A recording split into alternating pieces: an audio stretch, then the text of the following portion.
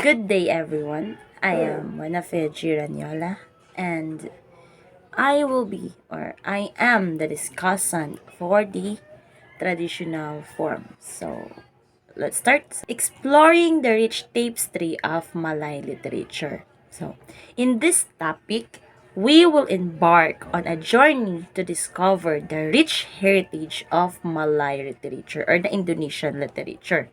So, through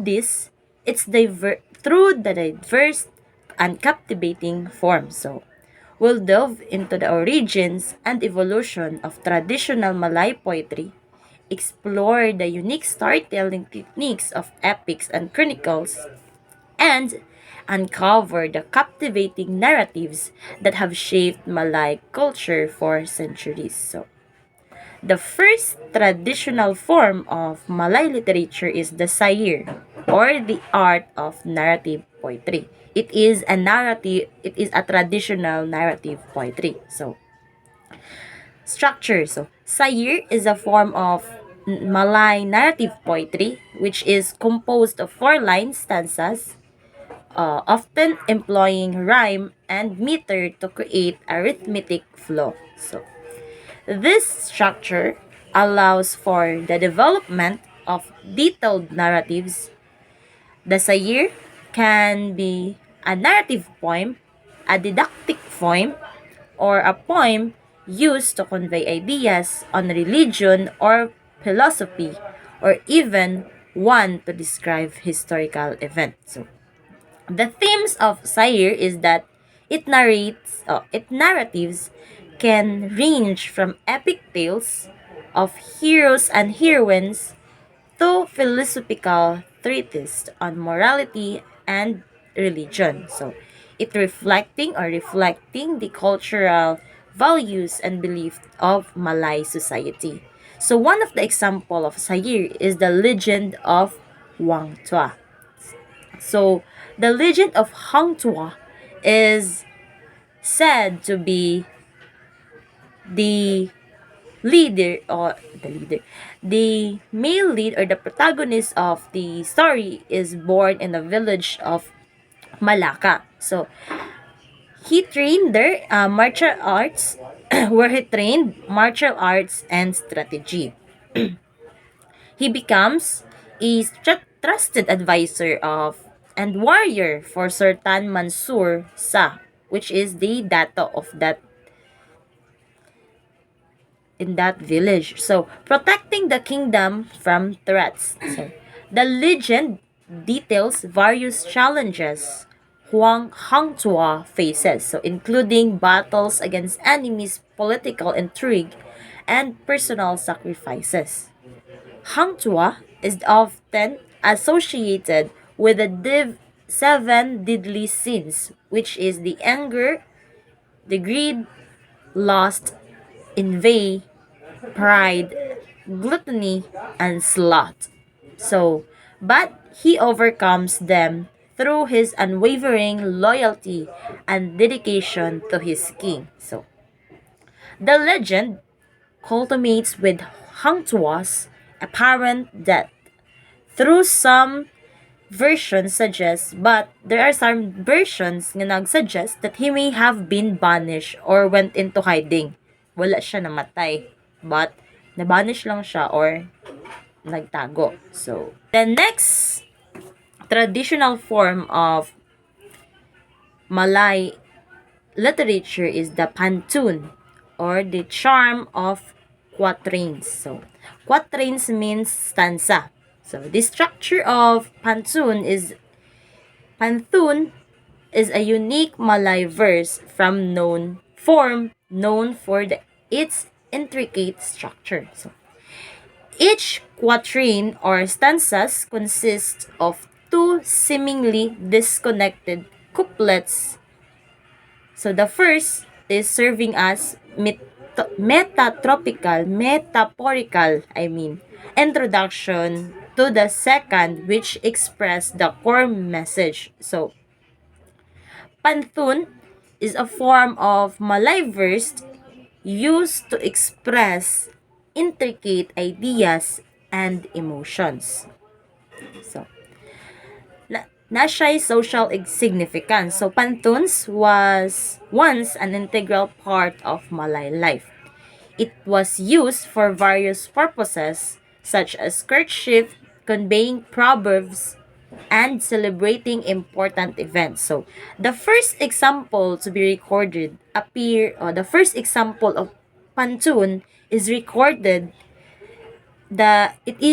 it appear in the 15th century in the Malay annals. The most common theme of pantun is love. So, one of the example of pantun is the Lagu Sinta Pantay Merdeka, or in English, it means Song of Love at Merdeka Beach. Song of Love at Merdeka Beach is a Malay pantun, or a traditional form or poetry known for its intricate structure and metaphorical language. The poem talks about the romantic longing, where it paints a picture of a lover yearning for their beloved, perhaps separated by the distance or circumstances. So, the poem also celebrates the natural beauty of Pantai Merkeda Beach, a popular destination in Malaysia. So, it uses vivid imagery to describe the beach allure, perhaps contrasting the beauty of the natural world with the pain of unrequited love. Next is the Gurindam, or wisdom in two lines. So, Gurindam, its structure is that Gurindam is it concise form of Malay poetry often used to convey moral advice or wisdom. So each gurindam consists of two rhyming lines, where the first line represents a condition or principle, and the second line provides a response or explanation.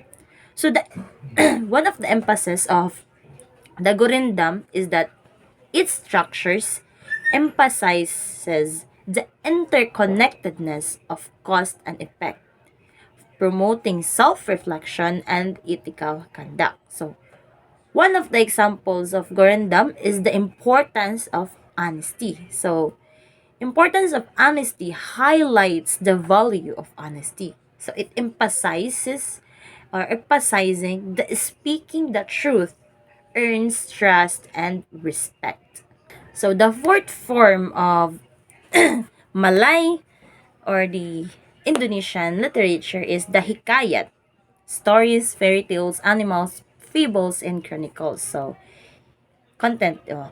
Hikayat is an Arabic word literally translate to stories, and often recounts the adventure of Malay heroes, mythical beings, or historical figures. So, they are rich with the themes of bravery, loyalty, and love. So hikayat often have with a moral lessons and social commentary. So it provides insight into the values and aspiration of Malay society. One of the examples of hikayat is the Hikayat Bayan Budiman, which translate, or which mean the tale of the wise parrot. So the story is about Koja Maimun is married to the beautiful Siti Zainab. So, one day, he buys a parrot which can speak and foretell the future. So, and that parrot is called Maina Bird. So, the wonderful story the birds tells of faraway places lead Koja Mainun to sail off to seek his fortune. So, leaving his wife in the care of the birds. So, while husband is away, Zainab falls in love with a prince, and in order to stop her committing adultery, the parrot begins to tell a story carried away by the narrative. So, The next evening, the parrot commences another story, and in this way, he keeps Zainab rooted to her house until her husband, Mainom, returns from his travel. So, na-prevent niya yung pag-commit ni Zainab ng adultery. So, the last traditional form of Malay literature is the Babad, or chronicles or history. So, Babad, meaning chronicles, are a significant genre in Malay literature, focusing on recording historical events and lineage. They provide insights into the political, social, and cultural dynamics of Malay kingdom. So, genealogies and legends. So, these chronicles often intertwine historical accounts with legends and mythical elements, highlighting the importance of lineage and ancestral ties in Malay society. So, one of the example of the Babad is the story of Everybody Has His Burden.